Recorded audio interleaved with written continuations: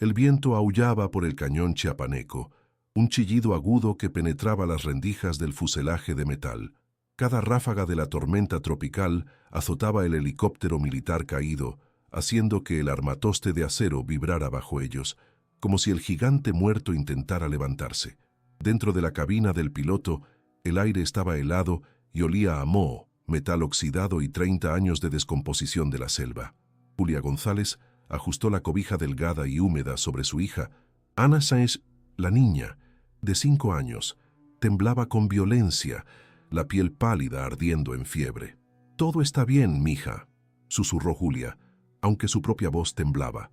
El helicóptero, el infame, el nido del traidor, era un refugio terrible, encajado entre 2 rocas, pero era el único que tenían contra el lodo y la lluvia torrencial. La cabina era el lugar más seco, una burbuja de metal y vidrio acrílico quebrado, pero aún así más protegida que la cabina de carga principal, donde la lluvia se colaba por la cola partida. Mateo, su hijo de 8 años, estaba acurrucado cerca de los pedales del timón, los ojos grandes y asustados en la oscuridad. «Mamá, Ana necesita el remedio. Está temblando mucho». «Lo sé, mijo, lo sé». La desesperación hizo que Julia actuara. Tenía que haber algo. Un botiquín de primeros auxilios militar, olvidado. Cualquier cosa. Empezó a hurgar en los paneles de la cabina, las manos tanteando el metal frío en la oscuridad, iluminada solo por los relámpagos ocasionales que convertían el cañón en un negativo fotográfico. Sus dedos, entumecidos por el frío, encontraron un panel de mantenimiento cerca del equipo de comunicación, lo que parecía ser el radio viejo del piloto, cubierto de polvo y telarañas. Estaba asegurado con tornillos oxidados, pero ella usó el cuchillo de cocina que traía en el bolsillo, metiéndolo en la rendija y forzando con todo su peso. El metal gimió, la placa cedió con un rechinido, revelando un enredo de cables gruesos revestidos de lona y plástico quebradizo. No buscaba un radio, buscaba un compartimento, una caja. Metió la mano allí, tanteando, el olor a ozono y polvo antiguo saliendo del agujero. Al jalar un manojo de cables que parecían rígidos y muertos, sus dedos tropezaron con algo. Un interruptor, un gran interruptor rojo de emergencia, protegido por una cubierta de plástico que se rompió en pedazos al tocarla. Lo accionó sin querer en la oscuridad. Nada pasó. El viento siguió aullando. Maldijo en voz baja, volviendo a buscar. Entonces, un sonido bajo, un bip. Una pequeña luz verde, cubierta de mugre, parpadeó en el panel del radio. Y luego otra. Las luces débiles del panel de la cabina, muertas hacía 30 años, parpadearon como luciérnagas moribundas. La batería de emergencia, por un milagro de la ingeniería, aún tenía una última carga residual. Julia se congeló, la mano todavía dentro del panel. Al bip le siguió un sonido que no oía hacía semanas. Estática. Un chillido agudo y ensordecedor salió de los altavoces polvorientos sobre su cabeza, haciendo gritar a Ana. El radio, susurró. Pensó que había encendido el comunicador. Extendió la mano para apagarlo, para romper los cables, cualquier cosa para detener el ruido. Pero la estática se detuvo súbitamente. Fue reemplazada por un sonido diferente. La grabación, el ruido, que la dejaría helada. No era música, eran voces, voces de hombres, gritando en pánico por encima del sonido ensordecedor de las hélices del helicóptero. La grabadora de voz de la cabina, la caja negra, estaba trabada en un bucle, y ella la había encendido. La voz de un hombre joven, el piloto 1, gritando: «El general nos engañó. La carga no es de armas. Son lingotes de oro. Es oro». Segundos de caos, un sonido de lucha. Y entonces, un sonido que hizo que la sangre de Julia se helara. Un sonido que no era de la tormenta de afuera. Balazos, dentro de la cabina. 3 sonidos agudos y metálicos, terriblemente cercanos en el audio. Un grito, y luego otra voz. El piloto 2, gritando desesperadamente en el radio, al mundo: «¡Traición! ¡Traición! El general de la Vega nos está matando. El oro es del Banco Central». Repito, general de la Vega. La voz fue cortada por un sonido ensordecedor de metal partiéndose, una alarma de altitud y finalmente una explosión. Y después, silencio. Julia se quedó helada, congelada. No podía moverse, no podía respirar. Su mano seguía dentro del panel de cables. El silencio de la grabación fue llenado por el sonido real de la tormenta y el llanto aterrorizado de Ana. El helicóptero no era el nido del traidor, porque los pilotos fueran traidores. Era el nido donde ocurrió la traición. Los fantasmas que cuidaban el lugar no eran una leyenda, eran un audio. Eran los últimos gritos de hombres siendo asesinados por el hombre más condecorado de la región. Mateo miraba a su madre, el rostro pálido. «Mamá, ¿quién es de la Vega?»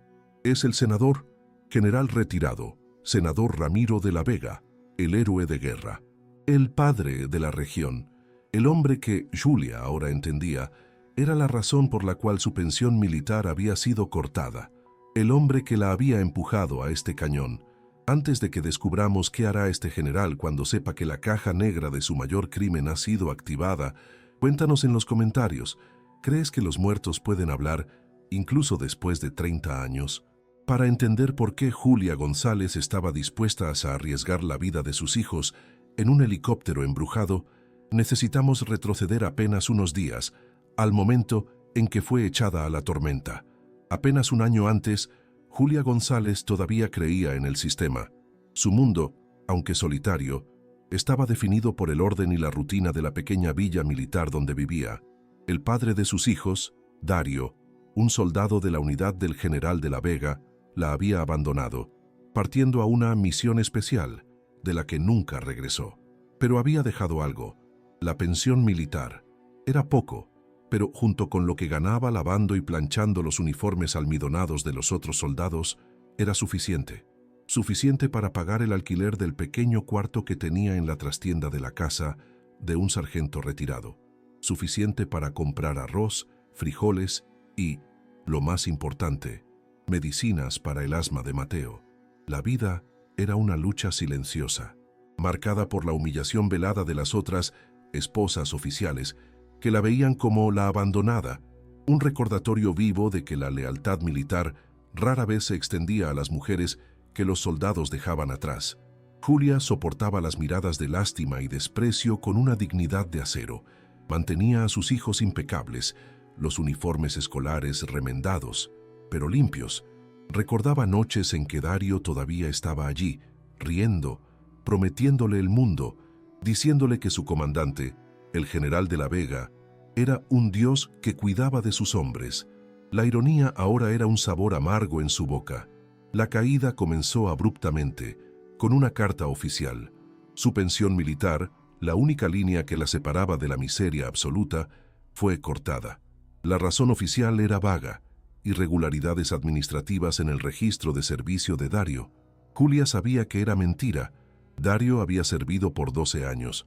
Fue a la oficina administrativa de la base, sosteniendo la mano de Ana, y suplicó. El oficial a cargo, un hombre de ojos fríos que solía ver jugando cartas con Dario, ni siquiera levantó la mirada. «Órdenes superiores, señora. No hay nada que hacer». «¿Órdenes de quién?», preguntó. «De la oficina del senador de la Vega», respondió impaciente, y la despidió. El nombre de la Vega, el dios de Dario.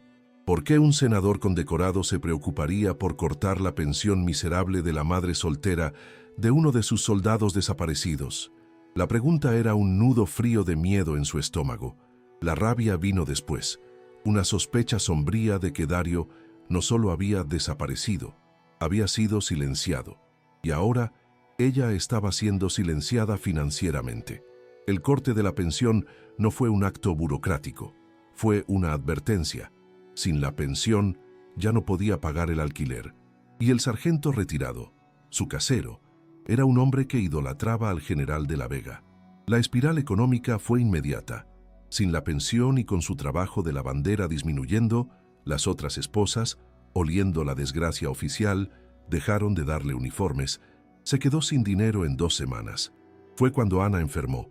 No era el asma de Mateo, era una fiebre alta, tropical, que vino con la primera de las tormentas de Chiapas. La fiebre dejó a la niña de 5 años letárgica, negándose a comer, los labios secos y partidos. Julia la llevó al puesto médico de la villa, pero el médico, que antes la trataba con respeto, ahora la miró con desdén. «Es un virus, señora González. Manténgala hidratada. Necesita antibióticos», suplicó Julia. «La fiebre está muy alta». El médico suspiró. «Los antibióticos cuestan dinero, y su cuenta aquí está pendiente». Él sabía lo de la pensión cortada. Todos lo sabían. La humillación era total. La comunidad militar que predicaba cuidar de los suyos le estaba dando la espalda por orden de un fantasma poderoso. Salió del puesto médico con Ana ardiendo en sus brazos, las lágrimas de rabia e impotencia finalmente corriendo. Estaba fallándoles a sus hijos. Mateo, con sus 8 años, intentaba ser valiente, pero veía el miedo en los ojos de su madre, veía la olla de arroz vacía, oía el estómago de su hermana gruñir. Empezó a robar pequeñas cosas: pan de la panadería militar, fruta del mercado. Lo atraparon robando una barra de chocolate. El dueño de la tienda lo arrastró de vuelta al cuarto, arrojándolo a los pies de Julia. «Enséñele a su hijo a no ser ratero, abandonada». La vergüenza era casi insoportable. Estaba siendo castigada por un crimen que no entendía, por un hombre que nunca había conocido. El catalizador final fue el sargento retirado, su casero. Golpeó la puerta, no con el puño, sino con la bota. Era una noche oscura, y la tormenta tropical había empezado con todo. Llovía a cántaros. «Julia», gritó a través de la delgada puerta, «tu pensión fue cortada hace un mes. No has pagado. Sabes que admiro al general de la Vega. Él no tolera irregularidades. Y yo tampoco». La puerta se abrió y no estaba solo. Estaba con 2 policías militares locales. «Tienes 24 horas para irte». «¿Irme? ¿A dónde?», gritó, la voz quebrándose. «Bajo la tormenta. Mi hija está ardiendo en fiebre». El sargento miró a Ana, acurrucada en la cama, y su rostro se contrajo con asco. «Ese no es mi problema. Es una orden oficial de desalojo. Estás ocupando ilegalmente una propiedad militar». «¿Propiedad militar? La casa es mía, pero la tierra es de la nación. El senador de la Vega está limpiando la zona. 24 horas». Cerró la puerta. La sentencia estaba dada. A la mañana siguiente, la tormenta estaba peor. El viento aullaba y el lodo corría por las calles de la villa. Al mediodía, el sargento volvió. No esperó a que empacara. Agarró sus pocas pertenencias, 2 colchones delgados y húmedos, un costal de ropa, una olla, y los tiró en el lodo de la calle. «Fuera». Julia se quedó bajo la lluvia torrencial, Ana en sus brazos, la fiebre de la niña tan alta que apenas respondía. Mateo sostenía su mano, temblando de frío y rabia. «Mamá, ¿qué vamos a hacer?». Julia miró la villa, las ventanas cerradas y las puertas trancadas de sus vecinos. No había ayuda, la orden de la Vega era absoluta. Miró el lodo, la lluvia. Ana no sobreviviría una noche allí. Miró hacia las montañas, hacia el cañón oscuro que se alzaba más allá de la villa. El nido del traidor, el helicóptero caído, el lugar que todos temían. La leyenda decía que los espíritus de los soldados muertos cuidaban el lugar, gritando con el viento. «O llevaba a mis hijos al nido del traidor que todos temían», pensó, la lluvia lavando las lágrimas de su rostro, «o los veía morir de pulmonía aquí mismo en el lodo». Julia se quedó paralizada en el lodo, la lluvia torrencial convirtiendo la calle de la villa militar en un río sucio.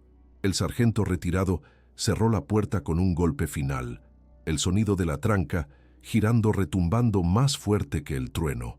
Sus pertenencias, los 2 colchones delgados y el costal de ropa, ya estaban empapados, inútiles.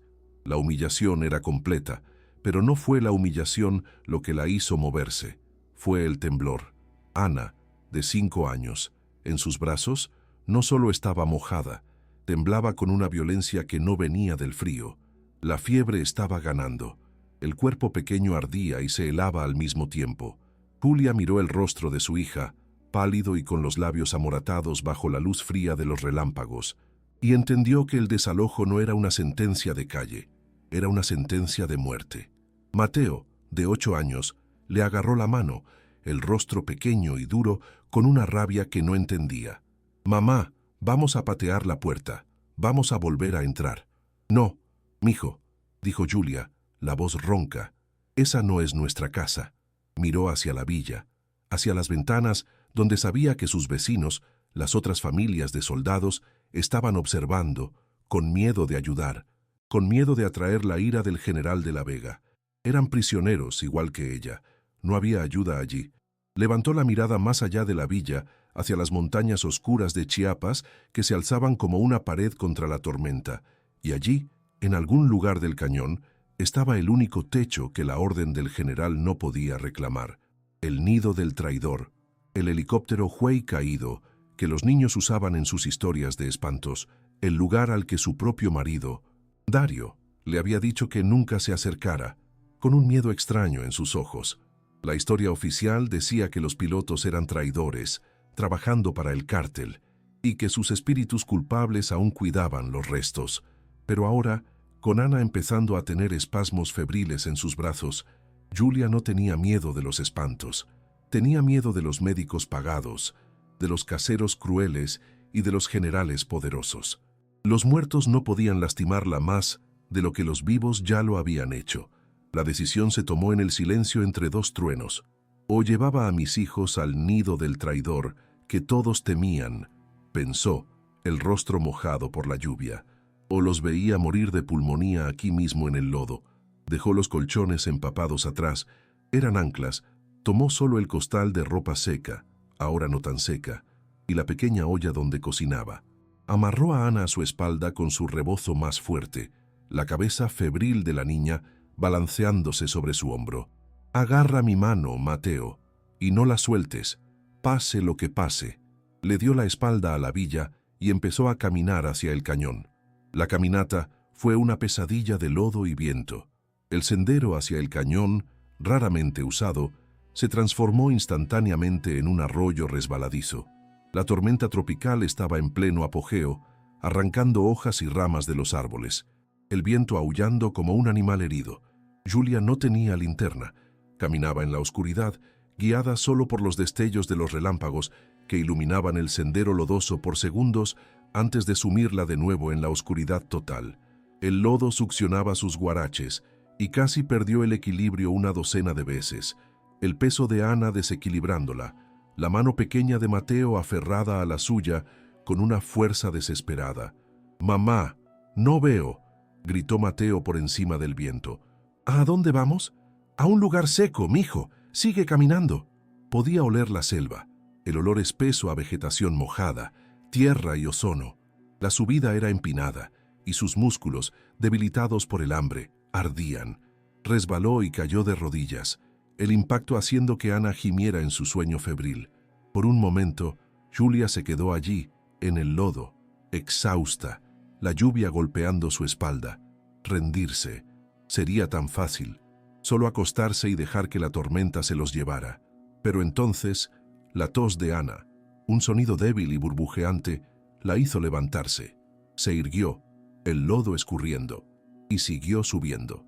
Después de una hora que pareció una eternidad, llegaron al borde del cañón. El viento aquí era tan fuerte que casi la derriba. Se agachó detrás de una roca, protegiendo a los niños. Un relámpago masivo iluminó el cielo, y lo vio. Allá abajo, a unos 50 metros, en el fondo del cañón, el nido del traidor. Era una silueta rota, una forma oscura y antinatural contra las rocas grises. La cola estaba partida, apuntando al cielo como un hueso roto. Estaba cubierto de enredaderas y maleza, pareciendo más un montón de basura vieja que un refugio. Pero allí estaba. La bajada al cañón fue la parte más peligrosa. El sendero era casi vertical, y la lluvia lo había convertido en una cascada de lodo y piedras sueltas. Julia tuvo que bajar de lado, casi de espaldas, usando las manos para aferrarse a raíces y arbustos, mientras Mateo se deslizaba y caía detrás de ella. «Ya casi llegamos», gritaba. Cuando sus pies finalmente tocaron el fondo de grava del cañón, estaba temblando de agotamiento y alivio. El helicóptero estaba a solo unos metros, más grande y más intimidante de lo que jamás había imaginado. Era un Huey, un viejo caballo de batalla militar. La pintura verde olivo estaba casi totalmente cubierta por 30 años de óxido y gruesas enredaderas que lo aferraban al suelo, como si la selva lo estuviera encadenando. El sonido del viento aullando a través de los agujeros de bala, notó con un escalofrío, y del fuselaje rasgado era horrible, creando la ilusión de voces y lamentos. La leyenda. Podía entender por qué la gente tenía miedo. El olor era a metal frío, aceite viejo y la podredumbre húmeda de las hojas de la selva. La puerta de carga lateral estaba arrancada, dejando un agujero negro y acogedor. Apuntó la luz débil de su celular viejo, la pantalla rota, hacia adentro. La cabina de carga principal era un desastre. Estaba abierta a los elementos. La lluvia entraba por la cola partida y por agujeros en el techo. Los asientos de lona de las tropas estaban podridos, cubiertos de musgo y excremento de animales. Era tan húmedo y miserable como la calle que había dejado atrás. La desesperación la golpeó de nuevo. Había sido todo en vano, pero entonces lo vio. El frente del helicóptero, la cabina del piloto, estaba posicionada de forma diferente. En el accidente, se había encajado perfectamente entre dos rocas macizas, creando un sello natural. La cabina del piloto, aunque rayada y con el vidrio acrílico agrietado como una telaraña, parecía protegida. La puerta de acceso del piloto estaba atascada, pero Julia usó toda su fuerza, y el metal oxidado cedió con un chillido. Se arrastró adentro, al espacio apretado de los dos asientos de piloto, y respiró. El aire estaba quieto, y estaba seco. Volvió, jaló a Mateo adentro y luego, con cuidado, desamarró a Ana de su espalda y la puso en el asiento del copiloto, que estaba sorprendentemente intacto. Se sentó en el asiento del piloto, subiendo a Mateo a su regazo. El espacio era diminuto para los tres, oliendo a polvo, plástico viejo y cables eléctricos muertos. Pero era un capullo. La tormenta rugía afuera, el sonido del viento y la lluvia ensordecedor, pero dentro de esa cabina estaban secos. El metal gemía y crujía, sonidos aterradores que hacían saltar a Mateo. «¿Son los fantasmas, mamá?» «No, mijo», susurró Julia, cerrando los ojos por primera vez. «Es el sonido de que estamos a salvo». Se acurrucó en el asiento del piloto, el olor a moho y metal a su alrededor. Miró los instrumentos muertos, los interruptores silenciosos, el radio viejo cubierto de polvo. El nido del traidor estaba en el epicentro de la leyenda. Estaba exhausta, hambrienta. Su hija estaba enferma y era una invasora en una tumba militar. Pero Ana, protegida del viento por primera vez en horas, había dejado de temblar tan violentamente. Su cuerpo febril se relajó. Julia abrazó a Mateo con fuerza y escuchó los gritos de los pilotos muertos en el viento, y por primera vez no sintió miedo de ellos. Sintió gratitud. Si estuvieras en el lugar de Julia, con una hija enferma y atrapada en un helicóptero embrujado, ¿le tendrías miedo a los fantasmas o a los vivos que la pusieron allí? Comenta ahí. Apenas sabía que, en menos de 24 horas, los fantasmas en esa cabina empezarían a hablar. La primera mañana en el nido del traidor fue extrañamente tranquila. La tormenta tropical se había convertido en una llovizna fina y la selva chiapaneca parecía respirar, el aire espeso con el olor a ozono y vegetación mojada. La prioridad de Julia no era la grabación, era Ana. El aire seco de la cabina había hecho una pequeña magia. La fiebre de la niña, aunque todavía peligrosamente alta, se había estabilizado. No estaba empeorando, pero necesitaba medicinas y necesitaban agua potable. Julia dejó a los niños durmiendo, acurrucados en el asiento del copiloto, y comenzó una búsqueda desesperada, ya no por un interruptor, sino por algo para mantenerlos vivos. Exploró la cabina de carga principal, ahora iluminada por la luz grisácea, un cementerio de metal rasgado y asientos de lona podridos. Buscó debajo de los asientos, en compartimentos de almacenamiento oxidados. La mayor parte del contenido estaba destruido por la humedad de 30 años, pero en un panel de metal en el piso, cerca de la cabina, lo encontró. Un kit de supervivencia militar, sellado en una caja de metal. La abrió con su cuchillo de cocina. Dentro, un milagro, una pequeña cantimplora de metal, pastillas de yodo para purificar agua, una bengala y, lo más importante, un botiquín de primeros auxilios. Las vendas estaban mohosas, pero en el fondo, En un frasco de vidrio sellado había pastillas. Aspirina militar, vieja pero seca. Lloró de alivio. Machacó media pastilla con agua de lluvia purificada con yodo y forzó la pasta amarga en la garganta de Ana. Había ganado tiempo. Con los niños estabilizados y el miedo inmediato a la muerte por fiebre disminuido, la otra cosa regresó. El ruido, los gritos, traición. El general de la Vega nos está matando. No era un sueño. Miró el panel del radio. El silencio de la cabina ahora parecía más pesado, más lleno de fantasmas de lo que el viento jamás había parecido. Necesitaba oírlo de nuevo. Necesitaba saber si estaba loca. Esa noche, con los niños durmiendo bajo el efecto de la aspirina y el agotamiento, encendió su linterna débil. Fue al panel de cables. Encontró el interruptor rojo de emergencia. Esta vez, lo accionó a propósito. La luz verde parpadeó, la estática, y luego, las voces. La grabación estaba en un bucle de 5 minutos, programada para sonar repetidamente en caso de accidente. La escuchó, y de nuevo, y de nuevo. Cada vez, los gritos del piloto 2 la hacían congelarse. Oro del Banco Central, general de la Vega. No estaba loca, era real. El héroe de guerra condecorado, el senador padre de la región, el hombre que cortó su pensión. Era un asesino y un ladrón. Estaba viviendo en la escena de su crimen. Estaba sentada exactamente en el asiento del piloto, donde habían sonado los balazos. Sintió que se le revolvía el estómago y tuvo que inclinarse fuera de la puerta de la cabina para vomitar en el lodo. El qué estaba claro. Necesitaba el por qué. La grabación mencionaba oro, no armas. Volvió al panel de mantenimiento que había forzado. La batería de emergencia estaba allí, pero detrás de ella, metido profundamente en el enredo de cables, encontró algo más. Un tubo portadocumentos impermeable, del tipo que usan los pilotos para el manifiesto de vuelo. Lo abrió. Dentro, en una funda de plástico sellada, había una única hoja de papel. El manifiesto de carga oficial de 1992. Carga, 20 cajas de munición 5.56 mm. Destino, base de entrenamiento. Pero había algo más. En la parte inferior de la página, debajo de las firmas oficiales, había un garabato, una anotación apresurada, hecha con una pluma diferente, como si uno de los pilotos la hubiera añadido en el último minuto, quizás después de revisar la carga. La caligrafía era casi ilegible, escrita por una mano temblorosa. Mentira. Revisé caja 1. Son lingotes. 500 lingotes de oro. B.C. Banco Central. La grabación y el manifiesto juntos eran la prueba completa. La historia oficial del error del piloto y trabajo para el cártel era una mentira. Fue una ejecución militar para robar el oro de la nación. Julia sabía que no podía quedarse allí. El helicóptero no era un refugio, era una trampa.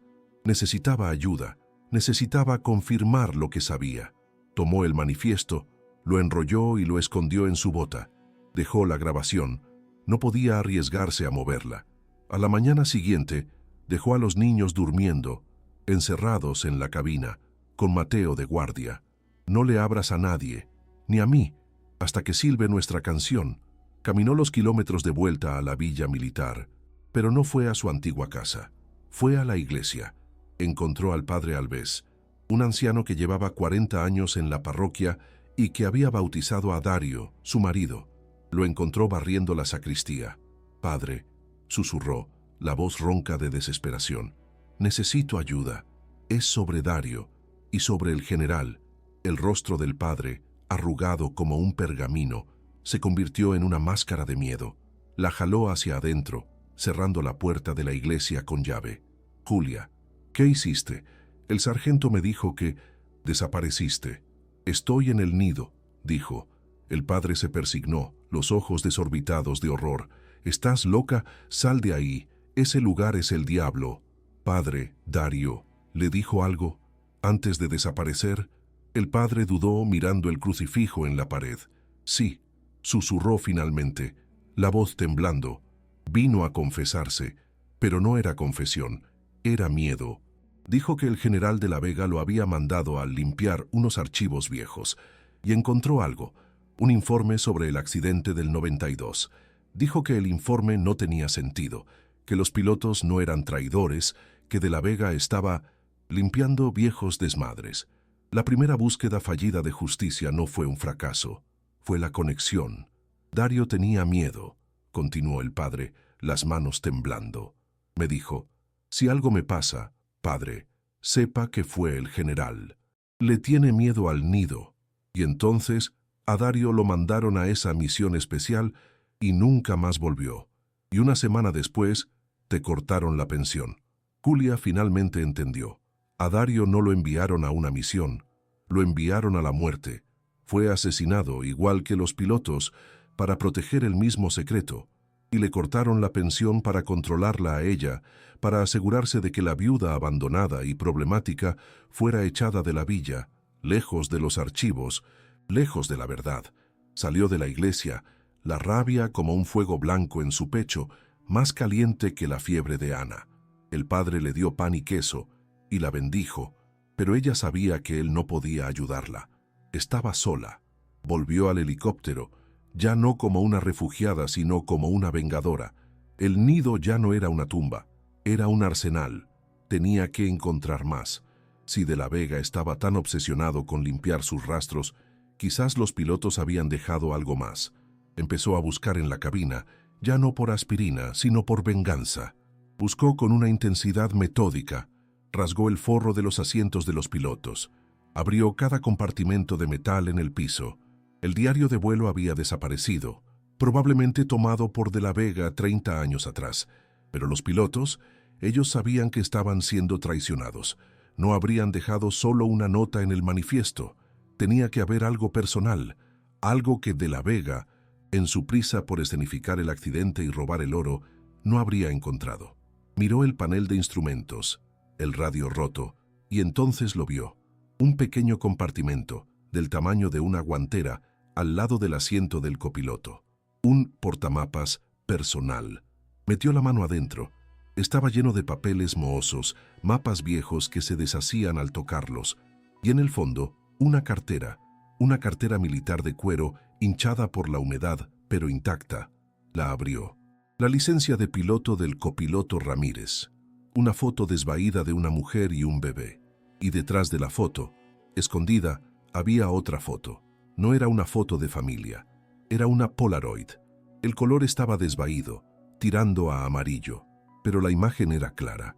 4 hombres en uniformes de vuelo, riendo, los brazos sobre los hombros de los otros, los 2 pilotos, un tercer hombre que no reconoció y el cuarto hombre, joven, arrogante, con una sonrisa ancha y ojos fríos, un joven general Ramiro de la Vega. Era una foto de equipo, una foto de hermanos de armas, tomada en el campo de aterrizaje, probablemente minutos antes del vuelo fatídico. El general, sonriendo con los hombres que estaba a punto de ejecutar, lo tenía todo. La grabación de la ejecución, el manifiesto probando el robo, la confesión de su marido al padre, y ahora la foto, la prueba visual de la traición, conectando a de la Vega directamente con los hombres que asesinó y luego difamó como traidores. La ironía era tan profunda que era casi poética. El general, en su intento paranoico de silenciar a la viuda de Dario, la había empujado al único lugar en el mundo que contenía la única prueba de su pecado original. La revelación completa la golpeó como una ola. De la Vega robó 500 lingotes de oro, asesinó a 2 pilotos condecorados, escenificó un accidente de cártel, construyó un imperio político y financiero sobre esa sangre y 30 años después asesinó a su marido, Dario, porque se acercó demasiado a la verdad. Y ahora ella, la viuda abandonada, estaba sentada en el trono de metal de sus crímenes, sosteniendo la verdad en sus manos temblorosas. El sonido de un motor la interrumpió. No era la tormenta, era un jeep. Miró por la grieta del cañón. Un jeep militar, con las insignias de la base local, estaba deteniéndose en el borde del cañón. Los vigilantes de la Vega, el sargento retirado, o el médico, o el padre aterrado, alguien había hablado. Alguien informó que la loca no solo estaba desaparecida, estaba en el nido. Un hombre con un megáfono bajó. Julia González, esta es propiedad militar, está invadiendo, salga con las manos en alto, o nos veremos forzados a bajar. La cacería había comenzado. Julia González, salga con las manos en alto.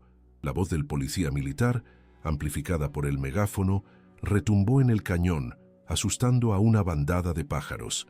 Julia se encogió en la cabina, el corazón en la garganta, protegiendo a sus hijos. Sabía quiénes eran. No eran salvadores, eran los perros guardianes de la Vega, enviados a cumplir la orden de desalojo, pero esta vez con la autoridad de las armas. Está invadiendo propiedad federal. Esta es su última advertencia. Miró a Mateo y Ana, acurrucados en el asiento del copiloto. Tenía la prueba del crimen, pero estaba a punto de ser arrestada por invasión por la policía que el criminal controlaba. Se quedó en silencio, rezando para que la oscuridad de la cabina la escondiera, pero sabía que era inútil. Bajarían. Los policías locales, sin embargo, tenían miedo. Miedo de la leyenda del nido, miedo del cañón oscuro y de la tormenta que se acercaba. La duda de ellos le dio a Julia unas horas preciosas de noche, pero al amanecer llegó el verdadero poder. El sonido de un helicóptero diferente, un Black Hawk civil, negro y sin insignias, ahogó el sonido del viento. Aterrizó en el borde opuesto del cañón, las hélices levantando una nube de lodo. El general Ramiro de la Vega descendió, impecable en un abrigo oscuro, el rostro una máscara de furia controlada. No enviaría perros a hacer el trabajo de un león. Bajó el sendero con 2 guardaespaldas armados, deteniéndose a 20 metros del güey caído. La había visto. ¡Julia!, gritó, la voz calma pero resonando por el cañón, más aterradora que cualquier megáfono. Supe de su situación. El sargento se pasó de la raya. Vine a arreglarlo. Se acercó, los zapatos caros hundiéndose en el lodo. Vine a llevarla a un lugar seguro, a usted y a sus hijos. ¿Cómo os llevasteis a Dario a un lugar seguro?, gritó Julia de vuelta, la voz quebrándose de rabia y miedo desde dentro de la cabina. El general se detuvo. El aire se quedó quieto. No sé de qué estás hablando. Usted sabe, gritó ella, la adrenalina superando el pánico. Oí a los pilotos, oí el radio, oí la traición. La palabra retumbó, golpeando a De la Vega como un disparo. El rostro del héroe de guerra, del senador padre de la región, se puso pálido y luego rojo oscuro. La máscara de benevolencia se hizo añicos. Sabía que ella no estaba bromeando. La única cosa que temía en este mundo, el único cabo suelto de su pasado, estaba en esa cabina. Cambió de táctica. Julia, eres una mujer inteligente, dijo, forzando una sonrisa venenosa. Estás enferma. Tus hijos están enfermos. Encontraste una vieja historia de espantos. Dio un paso adelante. Te doy $1.000.000 ahora mismo. Para ti, tus hijos y esa grabadora rota. Para que desaparezcas y nunca más hables de esto. La oferta, el precio del silencio. Julia miró al hombre. 1 millón. Era la vida de Ana. Era una casa. Era el escape. Pero pensó en Dario, el hombre que había amado, el hombre al que él había llamado traidor. Y pensó en los 2 pilotos, cuyos nombres habían sido manchados por 30 años. Ellos no eran traidores. Escupió, la voz llena de desprecio. Usted lo es. La negativa fue absoluta. El rostro de la Vega se cerró. El tiempo de negociar había terminado. Tonta brisiseó, la voz baja y letal. Se volteó hacia sus hombres. La orden final. Tu marido era un traidor como esos pilotos. Tendrás el mismo fin. Traigan la gasolina. Quemen el helicóptero. Quemen esta historia con ellos adentro. El pánico se apoderó de Julia. Oyó el sonido de bidones de metal siendo arrastrados por el sendero. El olor a combustible comenzó a invadir la cabina, más fuerte que el olor a moho. Estaba atrapada. El helicóptero era un ataúd de metal, y ellos iban a encender el cerillo. Miró el panel del radio. La pequeña luz verde aún parpadeando débilmente. La batería de emergencia. La grabación. Piloto 2, gritando en el radio. Estaba transmitiendo. ¿En qué frecuencia? Miró los instrumentos congelados, iluminados débilmente. Una frecuencia estaba marcada, congelada en el tiempo. 121.5 millas hercias. La frecuencia de emergencia internacional. Agarró el micrófono, las manos temblando. S-O-S, S-O-S, frecuencia 121.5. El nido del traidor, Chiapas. No sabía si la batería débil tenía fuerza para enviar la señal más allá del cañón. Los hombres afuera estaban rociando gasolina sobre el fuselaje, el líquido salpicando contra el vidrio de la cabina. Oyó sus risas. Tuvo una idea desesperada. Tomó la pequeña grabadora de voz, la CBR, y puso el micrófono del radio contra el altavoz. Apretó play, matieron transmitir al mismo tiempo. No solo estaba pidiendo ayuda, estaba transmitiendo la prueba. Los gritos de los pilotos, la palabra traición, el nombre General de la Vega. A 30 kilómetros de allí, al otro lado de la frontera, en una base de operaciones de la DEA, un técnico de radio casi se cae de la silla.